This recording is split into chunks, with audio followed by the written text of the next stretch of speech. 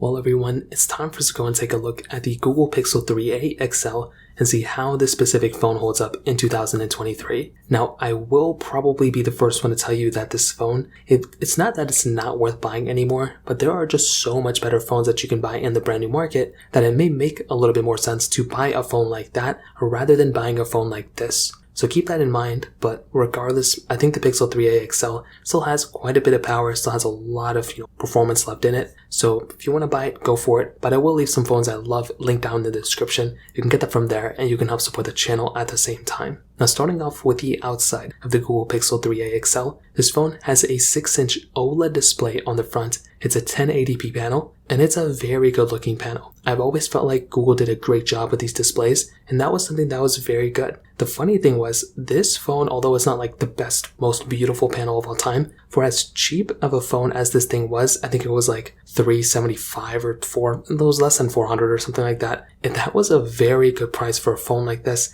And it was insane because this thing actually kind of looked better than the Pixel 3 XL on the front. You would never think that a budget tier phone would look better than the flagship phone of that year. And that is kind of what was going on here. And that in and of itself was incredible. So with a phone like the Google Pixel 3a XL, I feel like this device looks very good for its price tag. And that kind of stuff is very, very important. So I will say, although it's probably not the first phone I'd recommend people to buy, it's still pretty interesting for sure. On the bottom, it had a USB Type-C port, and it also had a headphone jack as well, which was also very surprising. Again, you probably wouldn't think like a phone like this would have like a USB-C and a headphone jack, but it did, and that's a very cool thing to have. Now, the rest of this phone, this is where definitely you can tell it was a little bit more of like a cheaper budget tier phone. So it did have pretty much like a plastic back around it. And this was the thing where like if you're looking at a phone like this, it's definitely going to be showing its age. When you have a phone like a Pixel 6a, even like a Pixel 5a, even a Pixel 4a, those type of phones feel more premium. The 4a, even though it's primarily built out of plastic, I still feel like the Pixel 3 XL didn't feel as premium as that, which is really, really weird. But the Pixel 3 XL I think still looks good on the back. Looks very, very similar to like a Pixel 3 XL or even a Pixel 3 at that moment. So that kind of stuff is very, very interesting for sure as well. So the camera setup on the back, you had that. You had a fingerprint sensor as well. So on the outside, you may think this was like a home run. This was like a perfect budget phone. But there are some things that this phone was missing that even more flagship phones at that time kind of had. Again, this phone came out in 2019. So it wasn't like this phone came out in 2016 or 2015. And there's a few things missing here. For one, no IP certification. So that kind of thing right there, like there's no like dust or water resistance. So if you splash water on it or whatever, like you might be okay. But if you're going through and you're like dipping this thing in water, or you're going by like massive things of water, bodies of water, and like you're expecting there to be issues, it's probably gonna happen if I'm being honest. So it's just one of those things to kind of keep in mind. But regardless, I do think a phone like the Pixel 3a XL for its price tag was quite competitive, and I think it's kind of a better thing than what was going on with this phone at the time. So in terms of that on the outside, that kind of covers it up there. Now in terms of the camera setup, like I mentioned, this thing on the back had a 12.2 megapixel single wide angle camera, and on the front it had an 8 megapixel wide angle camera. So for sure, when it comes down to it, that type of setup in and of itself is super, super important. The funny thing is, during this moment, the camera on the Pixels were some of the best features going for this phone. You wouldn't believe how great of a job, Google did with this specific phone during that moment, and that was something that was so exciting. So when you are actually getting a phone like a Google Pixel 3 XL, although this camera is not the best camera anymore, to be honest, but at that moment it was still a very competitive camera because it was so similar to the Pixel 3 XL, and it was getting a lot of those same features, which was honestly very cool as well. So that kind of stuff is very awesome. And like I mentioned, this camera, it's not like a great camera anymore, but again, for its price tag, it's kind of interesting, and I think that deserves a lot of credit right there. So in terms of that, honestly, that kind of covers it up there as well. Now, another thing going on with this phone is its software updates. So like I mentioned with the Pixel 3a XL, it's a Pixel phone. You expect this thing to last for a long period of time, and that's kind of what's going on here. you're getting a phone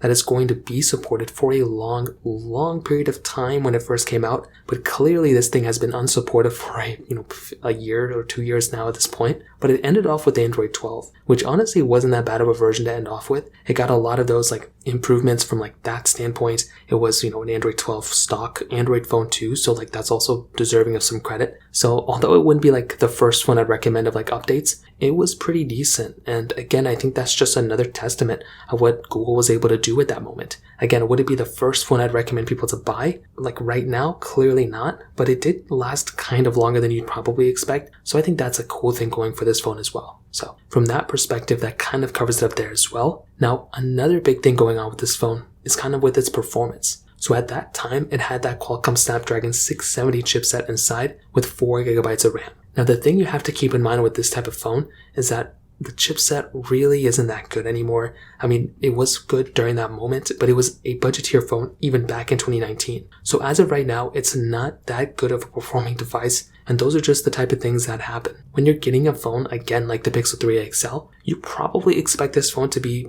fairly decent. You expect it to be like a great performing phone, but that's kind of what you would think about back in 2019. That's not really how I think a majority of people would remember this phone in 2023. It's a 4-year-old budget phone, so the basic things you're going to do with the phone, like everyday things, you'll probably be okay and you're probably going to get by perfectly fine. But if you start taking it up a notch, and if you start trying to do like heavy intensive things like gaming at like a high level, even like Genshin Impact and stuff, it's going to be fairly choppy if you try to get like decent resolution from it. So those are some big things to keep in mind with a phone like this. Although it's not like a phone I would look at and be disappointed in, it's still not a phone that's going to be a good performer anymore either. So in terms of that kind of covers it up there as well. Now, in terms of the battery life, I feel like it was honestly pretty good. 3700 mAh battery, that is a pretty good size and healthy size battery to have inside of a phone like this. So again, when you're getting a device like a Google Pixel 3a XL, I'm sure a lot of people aren't looking at this phone as like a phone to pick up anymore. But for its battery size at that moment, I think it was around the same size or maybe even bigger than the Pixel 3 XL during that time too. So that's another really cool thing going for this phone. So to kind of sum up this whole entire video, what I'll tell you is I definitely do think a phone like the Pixel 3a XL, although it's not the first phone I would recommend people to buy anymore, it's still a very interesting phone. And this was almost like the originator of the A lineup. We have since this phone's release, we've had the Pixel 4a, Pixel 5a, and now the Pixel 6a, and maybe even the Pixel 7a will come out sooner than later as well. So I have a lot of respect for Google here, and I think they've done a tremendous job with their whole entire A lineup, and I'm hoping it continues. I think we haven't really seen like an XL version of an A lineup phone from Google in a long time. I think the 4a 5G was the last time we kind of gotten it, but like regardless, clearly I probably wouldn't recommend buying the Pixel 3a XL anymore, but the choice is yours. If you are in the market and you want a cheaper phone, the Pixel 4a probably would be better than this thing, but definitely the Pixel 5a, the Pixel 6a, those phones are very good for their price tags. And this one, on the other hand, I mean, take it as you will, but I probably wouldn't recommend buying this phone anymore. So in terms of that kind of covers it up there. If you have any other thoughts or questions, let me know in the comment section below. Hit the like button, that would mean so much, but definitely hit that subscribe button. More importantly than everything else, I love every single one of you guys. Hopefully I'll catch you guys in the next video. Peace out till then.